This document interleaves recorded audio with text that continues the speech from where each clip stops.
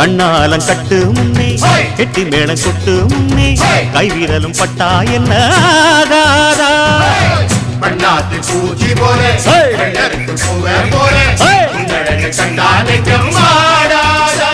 அடி மஞ்ச கிழங்கு சிறு இன்ப கிழங்கு அடி பார்க்காம போனவளே குருவம்மா ஒரு பெண்ணென வந்தது பொண்ணுல பண்ணிய உருவமா